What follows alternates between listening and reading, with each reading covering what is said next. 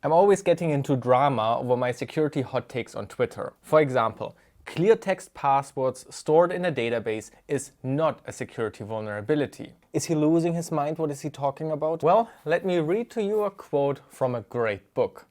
When I use a word, Humpty Dumpty said in a rather scornful tone, it means just what I choose it to mean, neither more nor less. The question is, said Alice, whether you can make words mean so many different things.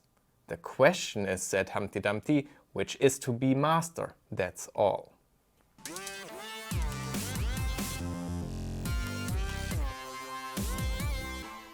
In IT security, pen testing, bug hunting, we throw around these terms: vulnerability, issue, bugs, risk, and it's really difficult to find good definitions for them. They depend on the context and also they change over time. One education or certificate company might define it differently than a university teaches it or how it's defined in some legal regulations.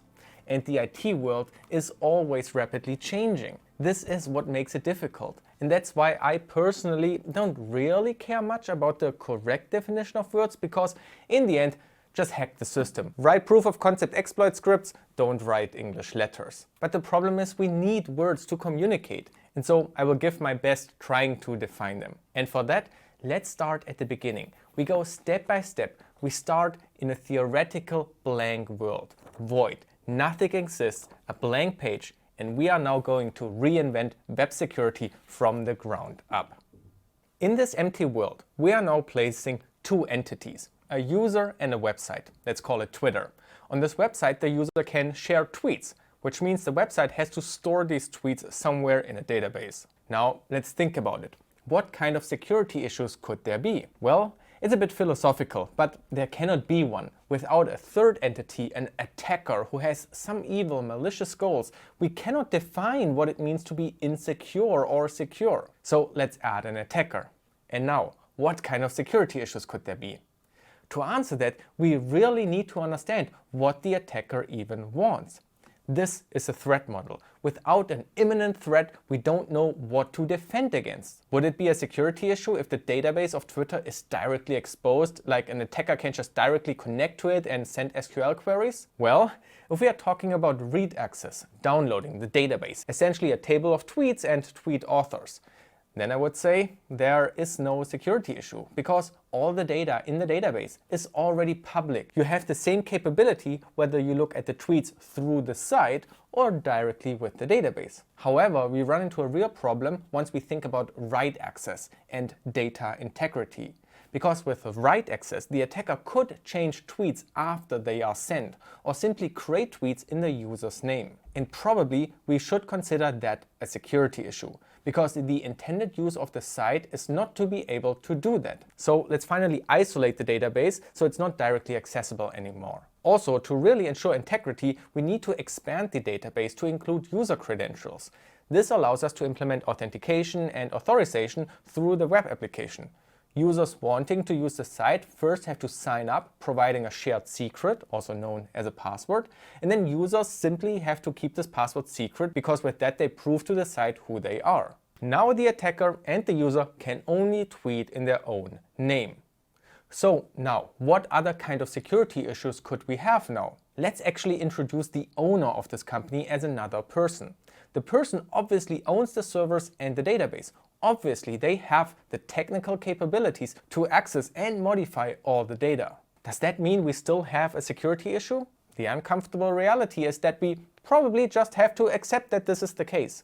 We define a security boundary here. We accept this user has access to it, while the attacker does not. Intuitively, this makes sense because you as the user willingly gave this data to this company owned by this person, while you didn't consent to your data given to this attacker. But the boundary is kind of arbitrary. If you want to figure out where that security boundary lies, usually you can find it by asking yourself, what should a user be able to do? It's a simple question, often with simple answers, but it can get tricky. But I think it's also crucial to accept that this line could be drawn differently, because maybe there are users that consider it a security issue that the owner can access the data. For example, maybe the company collaborates with law enforcement and cracks down on your anti-government speech. In that case, Your threat model is different to what the company sees as the threat model. And this is incredibly important to understand because this happens in bug bounty and security audits all the time. You report something honestly believing it's a security issue, and for you it breaks a security boundary, but the threat model differs from the company and they don't agree. And so, jumping ahead a little bit with the point of this video, when I make crazy statements like these, what I'm arguing about is actually whether our threat models are reasonable, to challenge our mitigations and fixes, whether they actually address the threat models in a meaningful way or not. So keep this in mind while we continue to explore and expand our new world. And so let's dig into some of the typical web security vulnerabilities and how they would affect this setup. There are many options. Maybe the platform has an SQL injection issue.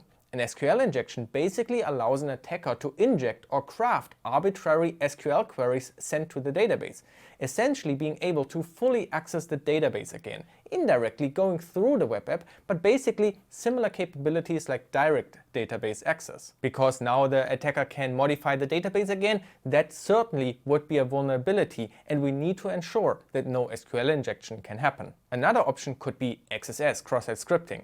This is where the attacker could inject some malicious HTML with JavaScript inside a tweet, and when the regular user views it, the JavaScript is executed, and it may, for example, send the tweet on the user's behalf, breaking again our defined security boundary.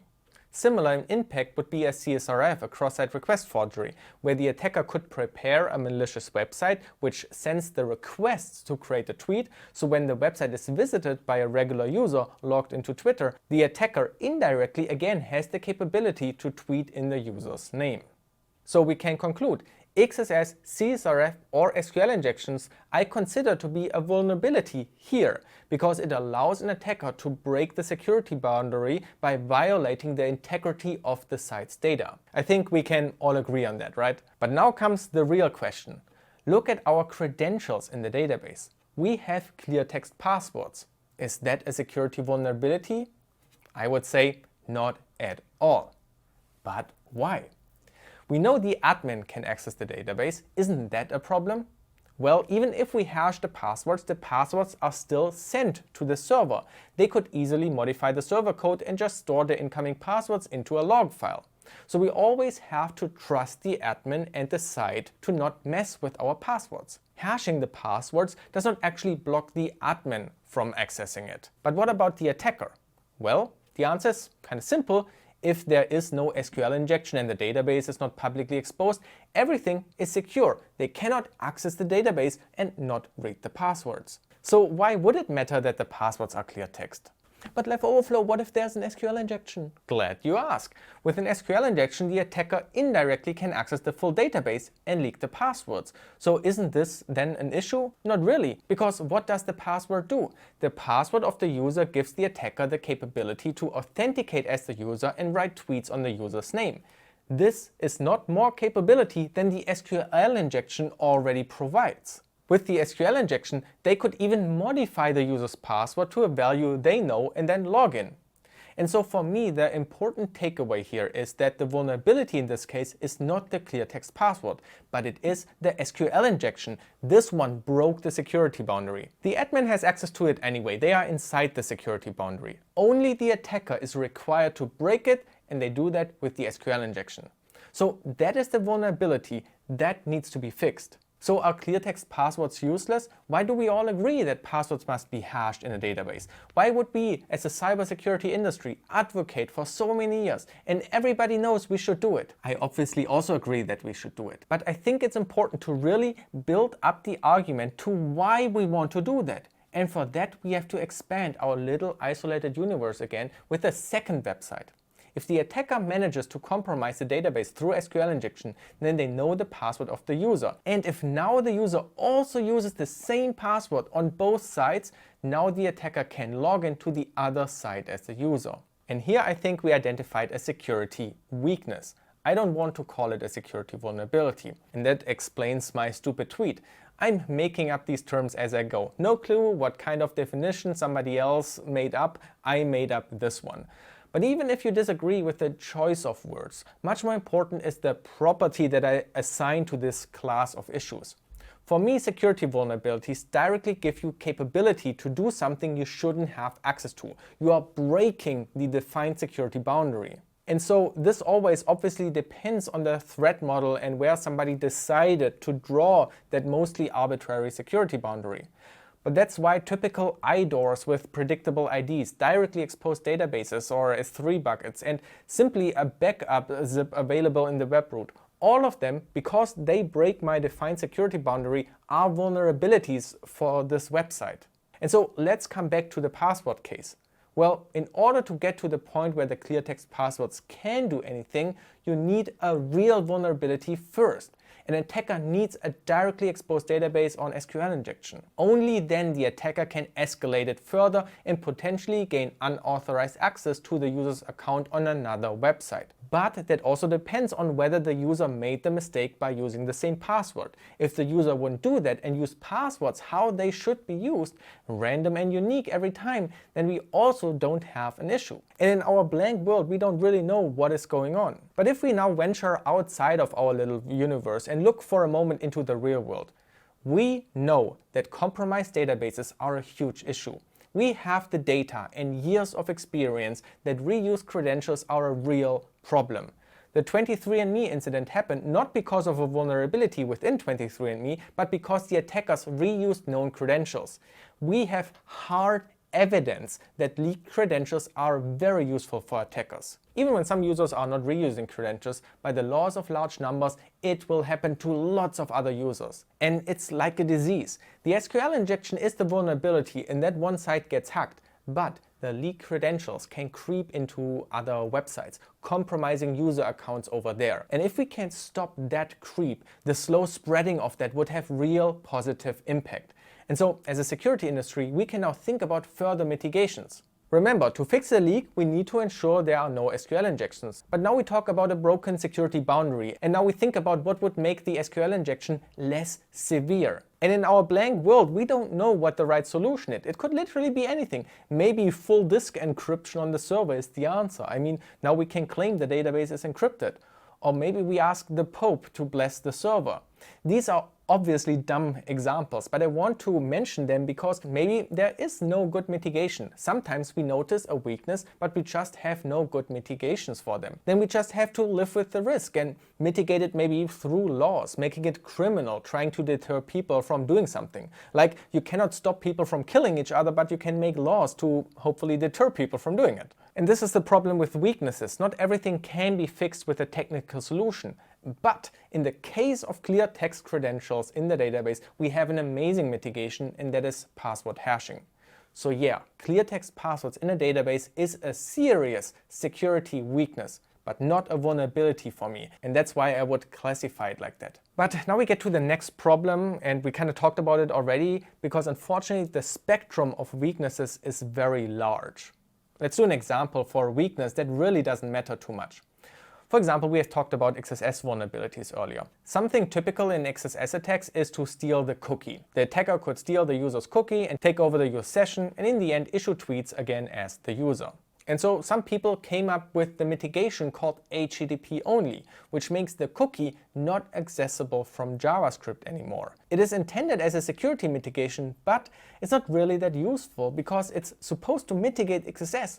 But the XSS has the capability to send authenticated requests to create tweets as the user anyway. It just changes how the attacker has to engineer the attack, and maybe it raises the bar for some beginner hackers. But the impact and the capability, the technical capability to write tweets as the user is very much the same with the stolen cookies or the XSS already directly. And I think I can claim that it's a useless mitigation because I have not seen any convincing data otherwise. If you would see some kind of widespread XSS exploitation relying on cookies for some reasons and making it HTTP only would actually stop that, then of course we can move HTTP only up into the serious weaknesses.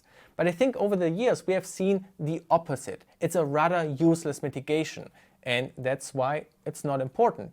I mean, I would not argue to not set the flag, of course, but maybe you have other good reasons to not do it. And it's important for me to communicate that it's totally okay, because the data doesn't tell us that this is bad if you don't do it. And so this led me to arguing with people on Twitter again about tokens or session IDs stored in local storage, which is accessible from JavaScript. There are many people that say this is bad, including Bugcrowd's VRT or OWASP, but I think I have the data to back up my claim, because the reason why I like local storage so much more is that cookies are magical. They are weird. They don't follow the same origin policy. The browser just attaches them magically to every request to the domain. They are the sole reason for why CSRF exists. Remember, CSRF is a major class of security vulnerability. Back in the days, people realized how bad CSRF is. They have titles like CSRF, the Sleeping Giant. Cross-site request forgery is a dangerous vulnerability present in just about every website. An issue so pervasive and fundamental to the way the web is designed to function, we have had difficult time to even report it as a vulnerability, because it's based on cookies. For me, this is hard evidence, like the evidence we have on clear text passwords. CSRF is a real hard-hitting vulnerability class. So if we could mitigate CSRF, but not only weaken it, maybe completely eradicate it, fix it in our web app by design, so much would be gained in terms of security resilience. And that's why using local storage, setting the authorization header by hand in JavaScript is the way to go. Throw cookies and HTTP only flag into the garbage. Who cares about insecure browser storage and a mitigation that has basically no provable impact, when you could be turning your website into an almighty digital fortress, immune, hyper-vaccinated, and decked out in shining armor of invincibility against CSRF. Obviously, this is better. And so if we now look at our classification list, we have vulnerabilities. They have provable direct impact on data and access. They break a security boundary that we defined. And below that, we have provable security weaknesses. Here we have real scientific data and experience and generally a good understanding of the real world threats. We then implement mitigations against these things because we know they matter and they work. But after that, we quickly are falling off. Maybe we have mitigations where we have good theories for why we think they are important, but we honestly don't really know. Maybe we are then proactive because we think in the future it might become an issue, so there are still maybe reasonable things we might want to implement. But the further down we then go, we start to reach areas where we are saying, well, maybe we don't have to care. For example, I had a huge discussion about this bug bounty report on Twitter. First of all, for me, this is definitely not a vulnerability, simply because I question the threat model. I don't see the security boundary that was violated here. And on top of that, is that even an attack that we can observe in reality? I'm really convinced this is a very contrived theoretical attack. And on top of that, I'm not even sure if the recommended mitigation would really help much against that made-up threat. Cache controls are not really intended to be a security mitigation anyway. They are cache controls to optimize the loading of site resources. I feel like somebody just made up a security issue here, claiming that cache controls can fix it. And you know what? I agree that is a good theory, pretty creative, and it's worth spending a few minutes to consider it. But then I feel like we should realize it's not important. It's not breaking any reasonable security boundary. But of course, if you have nothing else to do and you're convinced you have no security vulnerabilities in your app and all the serious weaknesses are addressed and you don't know what other features for your website you could program, sure, go ahead and spend engineering time on these levels of theoretical threats. But I always thought bug hunters pride themselves on show impact, and I think that is what makes bug bounties really cool. So I ask you, do you really care about proven impact? If so, you should focus more on these areas up here. Anyway, I hope this video about threat models, security boundaries, and how we define some terms around security weakness and security vulnerabilities was interesting. I love arguing and being the devil's advocate. I try to engage and contemplate these topics because I really want to find a consistent and logical model for security. I have my opinions now, but I'm also willing to adapt and change, so please keep arguing with me. I always find it super interesting what you're all writing on Twitter, and please don't take my short tweets with strong languages too hard. I'm just very passionate when arguing. And if you're worried whether I hate you or something like this, just write me a DM and I will ensure you that I'm just arguing passionately, and actually I love engaging with you and I appreciate that you are engaging with me. And so if you found this topic interesting, I can also recommend to you this video from 4 years ago what is a vulnerability, and this video from 2 years ago, understand security risk versus security vulnerability, where I kinda explain the same thing as in this video. Let's see what video I will make in 2 years from now. And if you want to learn how to find real vulnerabilities, check out hackstreet.io. It's our online training platform to teach various areas of hacking, including web security, but also hardware security and reverse engineering. We especially think it's interesting to developers trying to develop more secure applications, so please check out hackstreet.io.